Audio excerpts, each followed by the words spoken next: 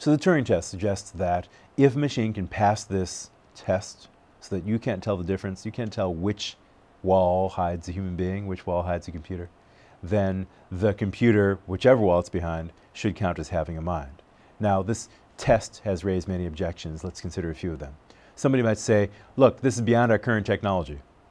To which Turing, I think, would reply, technology goes forward with leaps and bounds. 20 years ago, if Turing were with us today, he'd probably be shocked to see our smartphones, for example, but would get used to it and figure out how they work, and perhaps after a little while get over that shock and be impressed and pleased. So too, he might say, if he were with us now, only the sky's the limit in terms of what computing machinery can do within the next 10 or 20 or 30 years. Our technology might very well be able to build machines that can keep us from being able to tell the difference between the computer and the machine. It seems like it's in principle possible to build a machine that can do the things that Turing suggests it might be able to do.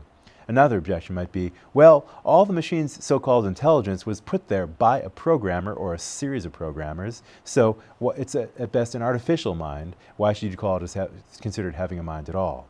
To which I think Turing could reply, the fact that the intelligence was put there does not show that it's not genuinely there once it's placed there. So too, a lot of your intelligence was, so to speak, put in you by virtue of the years and years you've had already of being taught, and, so to speak, programmed by teachers and parents and the environment.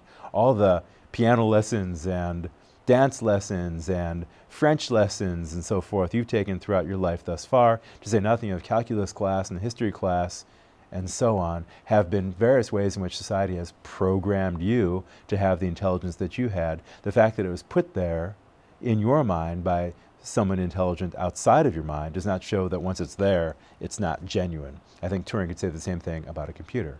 Or somebody might reply, wait, the problem with machines is that they can't be spontaneous or serendipitous or kooky. To which I think Turing could reply, you could program a computer to be spontaneous. Suppose you got a random number generator inside of it that whenever it hits upon a certain number that is predefined as being, for example, a multiple of pi, for instance, it always does something that is seemingly random, but in fact not generally random. But the human spectators who watch the machine are certainly surprised and didn't expect it to happen. So maybe that seeming spontaneity or serendipity or kookiness could be something that's programmed in the machine in such a way that we're none the wiser. Wouldn't that be enough? And after all, Turing might say, when you think you're being spontaneous or serendipitous or kooky, maybe there's more of a method to the madness than you think. Perhaps there is a basis for that behavior that a deeper analysis of your conscious or unconscious mind could unravel or could reveal. Somebody might say, well, I'm not sure the machine could feel emotion.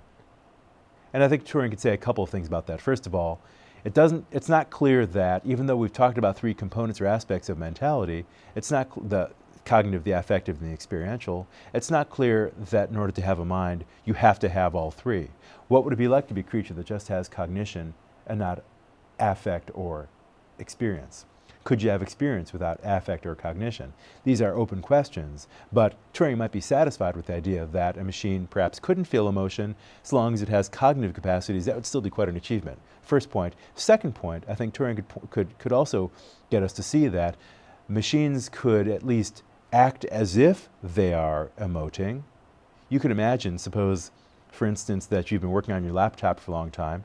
It's a new laptop. It's the most powerful one on the market. You decided to splurge and get a really excellent laptop programmed with this thing in it called AI.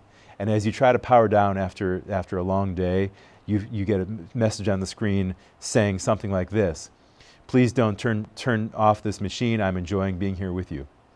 I like the feel of your cool fingertips on my keyboard, for example. Now, the machine might be acting as if it likes you or maybe even loves you. You might say, well, but it doesn't really love me. It's just part of the program, to which I think Turing could say, that might be the case, but how do you justify differentiating that attitude that you have towards the machine from the attitude you have towards a friend who might feel emotions towards you as well? One's made out of wetware, one's made out of hardware. One runs on software, perhaps the other one doesn't, I don't know. But it's not clear how you would justify saying, I know for sure the machine doesn't feel emotion, whereas I know for sure that my friend does. That might be chauvinistic, that might be arbitrary, and Turing might not be quite satisfied with your certainty that sophisticated machines can't feel emotion. Likewise, somebody might worry, well look, machines can't learn in the way that genuine-minded creatures like we people are capable of learning, to which Turing might reply, actually programs can be programmed to learn. That is to say, you could have, for example, there certainly are highly sophisticated chess-playing machines that as part of their program are determined to gain information from the games they've played with human opponents already to, so to speak, learn about those opponents' strategies in order to play them more effectively later on. The learning that is programmed in the machine might still be genuine learning, is the point. And so it seems not true that machines can't learn. They can do what very much seems like learning. And then finally, somebody might reply, but the machine's not conscious. To which Turing might reply, consciousness, that experiential or qualitative aspect of the mind, might not be mandatory for having a mind per se. You might ask whether just having cognitive or affective states is enough to count as having a mind, firstly. And secondly, here again, you might ask, how do we know this machine's not conscious? Perhaps it is. If you're certain that it's not, what justifies that certainty in such a way as to make you sure, for example, that the machine's not conscious, even though your friend George is conscious? Both of them are behaving fairly intelligently, but you're sure one's conscious, one's not. What justifies that certainty?